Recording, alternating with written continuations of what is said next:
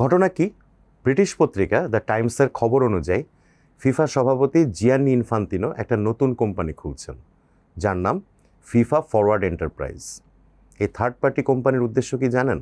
বিশ্বকাপ আর ক্লাব বিশ্বকাপের বাণিজ্যিক স্বত্ব এই প্রতিষ্ঠানটির কাছে বিক্রি করে দেওয়া। ফিফা মুখে বলছে এটি ফুটবল উন্নয়নে $1000 কোটি তহবিল গড়তে সহায়তা করবে এবং এর স্বত্ব ফিফার হাতেই থাকবে। কিন্তু পেছনের গল্প সম্পূর্ণ ভিন্ন।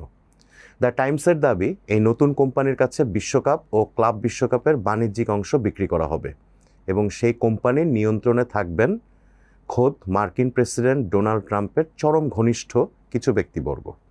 অর্থাৎ ফিফার সবচেয়ে বড় সোনার ডিম পাড়া হাঁসের নিয়ন্ত্রণ চলে যাবে ফিফার বাইরের লোকজনের হাতে, নির্দিষ্ট করে বললে ট্রাম্পের হাতে। ইনফান্তিনো ও ট্রাম্পের দোস্তি অবশ্য নতুন কিছু নয়। ট্রাম্পকে খুশি করতে হুট করে ফিফা পিস প্রাইজ বানিয়ে তার হাতে তুলে দিয়েছিলেন ইনফান্তিনো। এমনকি শোনা যাচ্ছে 2031 সালে ফিফা প্রেসিডেন্টের মেয়াদ শেষ হলে এই কোটি টাকার নতুন কোম্পানির প্রধান বা কমিশনার বানিয়ে দেওয়া হতে পারে ইনফান্তিনোকেই। কিন্তু সাধারণ ফুটবল দর্শকদের কি হবে?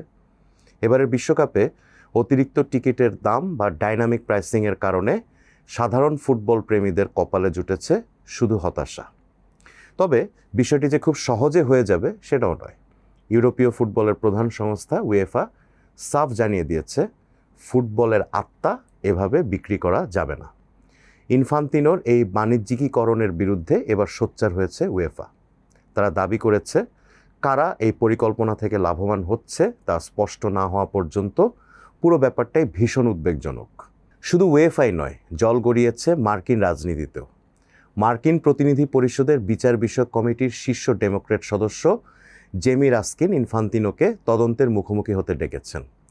ট্রাম্প প্রশাসনকে ফিফা কোনো অবৈধ অর্থ, টিকিট বা সুবিধা দিয়েছিল কিনা তার সমস্ত প্রমাণ ও এনক্রিপ্টেড বার্তার রেকর্ডও চেয়েছে প্রতিনিধি পরিষদের বিচার বিষয়ক কমিটি।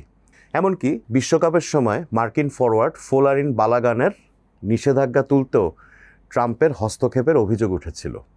ফুটবল কি আজ কোটি কোটি মানুষের আবেগের খেলা, নাকি স্রেফ কিছু ব্যবসায়ীর পকেটে টাকা ভরার হাতিয়ার?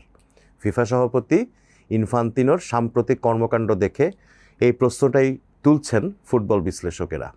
48 দল, 104 ম্যাচের বর্ধিত বিশ্বকাপ থেকে শুরু করে ক্লাব বিশ্বকাপ, সব কিছুতেই ব্যবসা আর ব্যবসা।